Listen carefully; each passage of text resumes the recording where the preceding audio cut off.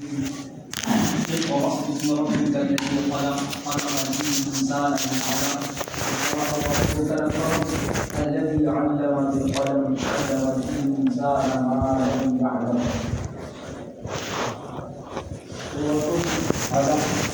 مکی صورت ہے اور یہ آیات جو تلاوت کی گئی ہیں یہ 5 آیتیں حضرت رسول پاک صلی اللہ علیہ وسلم پر سب سے پہلی وحی میں نازل ہوئی ہیں. اس صورت کے اندر یہ بات بتائی گئی ہے کہ انسان کو اللہ نے علم عطا فرمایا ہے اور انبیاء علیہ السلام کو یہ علم وحی کے ذریعے سے عطا فرمایا ہے. تو اس میں وحی کا تذکرہ ہے کہ انسان کی تعلیم کا تذکرہ ہے اور پھر اس کے بعد اس شخص کا جس نے وحی کا انکار کیا اس کے اوپر اظہار تعجب ہے کہ یہ شخص ایسی وحی کا کیسے انکار کرتا ہے. اور خاص طور سے جو اول ترین مخالفین میں تھے وہ ایک گھر کا فرد ابو جہل وہ خود حضرت رسول پاک صلی اللہ علیہ وسلم کی مخالفت کرتا تھا. تو گویا کہ اس کا یہ تذکرہ کیا گیا ہے کہ یہ شخص ایسے پاکیزہ کلام کی مخالفت کیسے کرتا ہے. اس پر اظہار تعجب اور اظہار تعجب کے بعد پھر اس کو وعید سنائی گئی ہے کہ اگر وہ اپنی اس ناپاک حرکت سے باز نہیں آتا ہے تو اللہ کے اس پر شدید مواخذہ ہوگا. اور حضرت رسول پاک صلی اللہ علیہ وسلم کو اپنے مشن پر گامزن رہنے کی تلقین کی گئی ہے. اقرأ باسم ربک الذی خلق اقرأ باسم ربک آپ اپنے رب کے نام سے پڑھیے. کیا پڑھیے؟ اس کو یہاں سے نہیں کیا گیا تو ظاہر ہے سب سے پہلی بات تو یہی ہے کہ یہ جو آیات نازل ہو رہی ہیں ان آیات کو آپ اللہ کے نام سے پڑھیے اور اس قرآن مجید کو جو اب آپ کے اوپر نازل ہوگا اس کو آپ اللہ کے نام سے پڑھیے. اللہ کے نام سے پڑھنے کا مطلب یہ کہ بسم اللہ کے ساتھ پڑھیے. تو ایک حکم تو یہ ہوا جیسے قرآن مجید کے بارے میں فرمایا وَإِذَا قَرَأْتَ الْقُرْآنَ فَاسْتَعِذْ بِاللَّهِ کہ جب تم قرآن پڑھو تو اللہ کی پناہ چاہو اللہ کی پناہ میں آ جاؤ. تو ظاہر ہے کہ وہاں اعوذ باللہ من الشیطان الرجیم پڑھنے کا حکم ہوا کہ جب قرآن پڑھا جائے تو اس میں اعوذ باللہ سب بھی پڑھی جائے اور اعوذ باللہ کے ساتھ یہاں بسم اللہ کو پڑھنے کا حکم ہوا کہ جب اللہ کا کلام پڑھا جائے تو اس میں اللہ کا نام لیا جائے یعنی بسم اللہ پڑھی جائے. اقرأ باسم ربک الذی خلق اور اس کے بعد ہر چیز میں بسم اللہ کا معاملہ تو حضرت نے ارشاد فرمایا کل امر لبال لم یبدأ بسم اللہ فهو اقطع وابتر واجزم. 3 طرح کے الفاظ آپ نے 3 حدیث میں 3 طرح کے الفاظ آئے ہیں کہ بسم اللہ کیسے ہر کام اچھے کام کا آغاز بسم اللہ ہی سے ہونا چاہیے. اور بسم اللہ سے جب آغاز ہوتا ہے تو ایک انسان گویا کہ اس میں عبدیت کا اظہار کرتا ہے کہ میں کچھ نہیں ہوں. اس کام کا آغاز اس کام کی انتہا وہ اللہ ہی سے وابستہ ہے مجھ سے نہیں ہے. وہ اپنی عاجزی درماندگی کا اظہار اپنے اللہ کو دور کر دیتا ہے. جو بسم اللہ پڑھتا ہے وہ گویا کہ اپنے آپ کو عبدیت میں شامل کر یوں سمجھیے کہ بسم اللہ تو اس پوری کائنات کا وظیفہ ہے. تو اس پوری کائنات کے اندر وہ ضم ہو جاتا ہے. وہ بسم اللہ تو سبھی پوری ہر مخلوق بسم اللہ پڑھتی ہے. گویا کہ وہ اللہ کی تسبیح بیان کرنے والوں کے ساتھ شامل ہو جاتا ہے. وَإِن مِّن شَيْءٍ إِلَّا يُسَبِّحُ بِحَمْدِهِ وَلَكِن لَّا تَفْقَهُونَ تَسْبِيحَهُمْ. تو بسم اللہ بہت اہم ترین وظیفہ ہے. بسم اللہ پڑھ کر انسان اللہ کو اس کام کا کفیل اور ضامن بنا دیتا ہے کہ یہ اللہ ہی تیرے حوالے ہے. اب اس کو کام کو پائے تکمیل تک پہنچانا تیرا کام ہے. کتنی بڑی بات ہو گئی. ایک انسان اپنے کام کو اللہ کے حوالے کر دے اور اللہ کے حوالے کرنے کے بعد بھلا وہ کام پائے تکمیل کو نہیں پہنچے گا. پائے تکمیل کو پہنچنا اس کا یقینی ہے کہ اس کے اندر خیر و برکت نہیں ہوگی. اس کے اندر خیر و برکت کا ہونا یقینی ہے. تو بسم اللہ بہت بڑا وظیفہ ہے جس کی تلقین پہلی وحی میں کی گئی ہے کہ جو بھی کام ہوگا وہ اللہ کے نام سے ہوگا اور وہ اللہ ہی کے اوپر یقین رکھ کر ہوگا اللہ ہی پر توکل کر کر ہوگا. تو بسم اللہ اس کے اندر ایک نہیں دسیوں تعلیمات اس لفظ کے اندر بنا ہے. اقرأ باسم ربک الذی خلق پڑھیے اللہ کے نام سے اور اس کو پھر بتلایا اس رب کی جو اس صفت کا تذکرہ کیا گیا یا اس نعمت کا تذکرہ کیا گیا جو اس کے اعتراف کے بغیر کوئی مخلوق رہ نہیں سکتی ہے. اس رب کے نام سے پڑھیے الذی خلق، جس نے پیدا کیا ہے. کہ ہر انسان کو، ہر مخلوق کو پیدا کرنے والا کون ہے؟ وہی رب ہے. تو اسی کو ذکر کیا. اس سے کسی کو ابا نہیں، اس کو کسی کو انکار نہیں. کوئی یہ نہیں کہہ سکتا کہ میں تو خود وجود میں آیا ہوں، میرا کوئی خالق نہیں ہے. کوئی نہیں کہہ سکتا، کوئی مخلوق نہیں کہہ سکتا، کوئی دعویٰ نہیں کر سکتا. تو وہ چیز جو سمجھے یہاں یعنی قابل اعتراف ہے، اس کو ذکر کیا کہ اپنے رب کے نام سے پڑھیے جس نے پیدا کیا ہے. کس کو پیدا کیا؟ الذی خلق، اے خلق المخلوقات، جس نے مخلوقات کو پیدا کیا ہے. تو پھر بطور خاص خلق الانسان، خلق الانسان من علق. ان مخلوقات میں، اب کیونکہ یہاں اختصاص، توجہ یا کلام انسانوں سے ہے، اس لیے انسان کی تخلیق کا بطور خاص تذکرہ کیا گیا. جس نے انسان کو پیدا کیا ہے من علق، علق کہتے ہیں لوتھڑے سے، جمع خون سے اس کو پیدا کیا ہے. انسان کی تخلیق کے مراحل مختلف ہیں. قرآن مجید نے کہیں علق، کہیں نطفہ، کہیں سلسلہ اور کہیں تراب، یہ سب ذکر کیے. انسان کہیں، کیونکہ انسان کی تخلیق مختلف مراحل سے ہوئی، کہیں اس مرحلے کا تذکرہ، کہیں اس مرحلے کا تذکرہ، کہیں ابتدا کا، کہیں انتہا کا، کہیں درمیان کا. یہ جو تذکرہ ہے یہ انسان کی تخلیق کا درمیانی مرحلہ ہے علق. اس لیے کہ انسان تو معلوم ہے ایک عنصر سے وجود میں آتا ہے، عنصر سے وہ وجود میں آیا اور وہ پھر یہ سمجھیے کہ وہ کائنات کا ایک ذرہ بنا، مٹی کے ذرات میں وہ شامل ہوا اور وہ مٹی کا ایک ذرہ بنا، اور مٹی کا ذرہ بننے کے بعد پھر وہ غذا بنا، اور غذا بننے کے بعد وہ انسان کے اندر آیا اور انسان کے اندر وہ نطفہ بنا، اور نطفہ بننے کے بعد پھر جب وہ مادر رحم میں گیا تو پھر وہ علق بنا، اور علق کے بعد پھر وہ مضغہ بنا، اور مضغہ کے بعد پھر اس کے اوپر عظام وہ ہڈیوں میں تبدیل ہوا، اور پھر اس کے اوپر گوشت چڑھایا گیا، اور پھر اس میں نفخہ روح ہوا. تو یہ مراحل ہیں. تو ان مراحل میں علق یہ درمیانی مرحلہ ہے، اس کو یہاں ذکر کیا. خلق الانسان من علق، ہم نے انسان کو علق سے، لوتھڑے سے پیدا کیا ہے. اقرأ، اور پڑھیے، تاکید کے ساتھ کہا آپ پڑھیے. وَرَبُّكَ الْأَكْرَمُ، اور آپ کا رب بڑا کریم ہے. الَّذِي عَلَّمَ بِالْقَلَمِ، جس نے قلم کے ذریعے، جو پڑھے لکھے لوگ ہیں ان کو اس نے قلم کے ذریعے سے سکھلایا.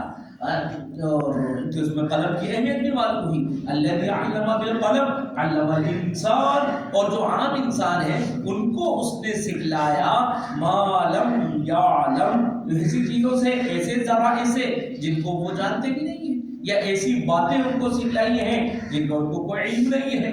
تو ظاہر ہے اللہ نے انسان کو جو کچھ علم دیا ہے وہ سب اللہ ہی کی عطا و عنایت ہے. علم الانسان ما لم یعلم. آج دنیا کے اندر جتنی ترقیات ہیں، چاہے وہ فکری اور نظری ترقیات ہو یا سائنس اور ٹیکنالوجی کی ترقیات ہو، وہ سب علم الانسان ما لم یعلم کی کرشمہ سازی.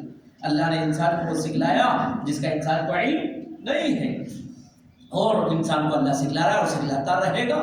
تو علم الانسان ما لم یعلم، یہ سب بتلانے کے بعد یہ ابتدائی وحی میں یہ آیات نازل ہوئی جس سے معلوم یہ ہوا کہ انسان کو اللہ نے علم عطا فرمایا، اور نبی کو بھی جو علم عطا فرمایا وہ وحی کے ذریعے سے عطا فرمایا. اور پھر جس انسان نے اس کا انکار کیا تو اب اس کے اوپر اس کا رد کیا گیا. کلا، یہ کہا ہے کہ حقاً کے معنی ہے، یعنی سچ مچ، ایک یہ بے شک یہ ایک حقیقت ہے. ان الانسان لیطغی، کہ انسان وہ سرکشی کرتا ہے. اور انسان کو یہ سب کچھ سکھلانے کے باوجود انسان کی فطرت، انسان مزاج میں کیوں سرکشی کرتا ہے. ان الانسان لیطغی، اور انسان سے مراد خاص طور سے وہ کافر جو انسان ہے وہ سرکشی کرتا ہے. اور سرکشی کیوں کرتا ہے اس کی وجہ بھی آگے بیان کر دی گئی. الرآہ استغنی، اس لیے کہ وہ دیکھتا ہے. الرآہ، اپنے آپ کو وہ دیکھتا ہے، اپنے آپ کو وہ تصور و خیال کرتا ہے. استغنی، استغنی بالکل مستغنی، بے نیاز. وہ یوں سمجھتا ہے کہ ہاں مجھے کسی کی کوئی ضرورت نہیں، یہی ہوتا ہے. اور کافر انسان خاص طور سے اس کو اگر کوئی دولت مل جائے، کچھ مال مل جائے، کوئی جاہ و منصب مل جائے تو وہ ایسا سمجھنے لگتا ہے جیسے میں کسی کا محتاج ہوں. پوری دنیا میری محتاج، سب میرے محتاج اور میں کسی کا محتاج نہیں، یہ اس کی ذہنیت ہوتی ہے۔ یہ کس کی ذہنیت ہوتی ہے؟ کافر انسان کی خاص طور سے یہ ذہنیت ہوتی ہے، اور اسی کی یہ شرارتیں اور اسی کا بگاڑ اور فساد آج دنیا کے اندر آپ دیکھ رہے ہیں کہ جس کو معلوم ہوا کچھ تھوڑا سا مل گیا تو وہ سمجھتا بس میری بادشاہ ہے، بیٹھی بس میری دولت کبھی ختم نہیں ہوگی۔ اس کی ذہنیت اتنی پست یہ سطح ہوتی ہے کہ وہ یہی سب سوچتا ہے۔ اللہ ان الانسان لیطغی، بے شک انسان سرکشی کرتا ہے اور اس وجہ سے کہ وہ اپنا آپ کو مستغنی سمجھتا ہے، اور حالانکہ ان الی ربک الرجعی، مستغنی ہے ہی نہیں ہے انسان کو دنیا کے افراد سے ظاہری طور سے اگر وہ استغنا ہو جائے اللہ سے استغنا کا ہے، اس لیے کہ اللہ ہی کے پاس اس کو جانا ہے، واپسی کہاں ہے؟ تیرے رب کے پاس ہی ہے، تو پھر رب سے استغنا کیا ہے؟ اس کے پاس تو جانا ہی جا رہا ہے۔ تو ان الرجع الی ربک، اور بے شک واپسی کہاں ہے؟